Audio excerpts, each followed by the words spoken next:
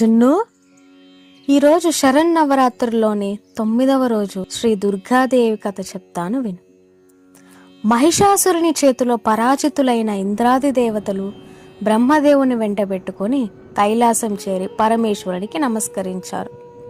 పరమేశ్వరుడు కూడా దేవతలందరితో పాటు వైకుంఠం వెళ్ళారు. అలా అందరూ కలిసి వైకుంఠం వెళ్ళి శేషశయనుడైన శ్రీహరికి నమస్కరించారు.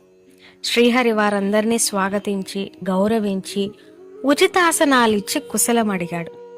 అప్పుడు ఇంద్రాది దేవతలు తమ తమ కష్టాలు శ్రీహరికి విన్నవించుకొని కాపాడమని అర్థించారు. అప్పుడు శ్రీహరి చిన్న చిరునవ్వు నవ్వి, ఒకసారి మనమంతా కలిసి మహిషుడితో యుద్ధం చేసి వాణ్ణి గెలవలేక యుద్ధరంగం వదిలి వచ్చేశాం కనుక వాణ్ణి గెలవలేం. బ్రహ్మదేవుడిచ్చిన వరానుసారం మహిషుడు స్త్రీ చేతిలోనే మరణిస్తాడు కనుక మన దేవతాంశల తేజోశక్తుల్ని ఏకం చేసుకొని ఒక స్త్రీమూర్తి ఆవిర్భవించినట్టయితే మహిషుడి మరణం తథ్యం. కనుక మీ తేజోంశలను స్త్రీమూర్తులుగా అవతరించమని అభ్యర్థించండి. అలా అవతరించిన స్త్రీమూర్తికి మనందరి ఆయుధాలు సమర్పిద్దాం.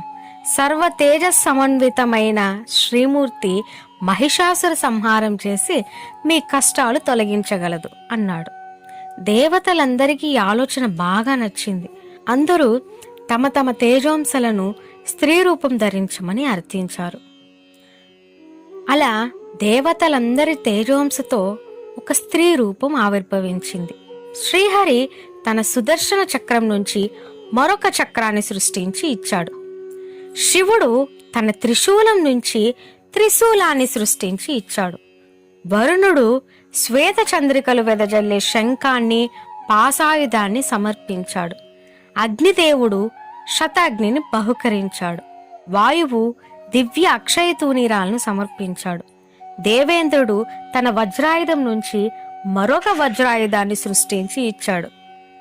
యముడు కాలదండాన్ని, ఖడ్గాన్ని, చర్మంతో చేసిన డాలును బహుకరించగా బ్రహ్మదేవుడు పవిత్ర గంగాజల పూర్ణమైన కమండలాన్ని కానుకగా ఇచ్చాడు.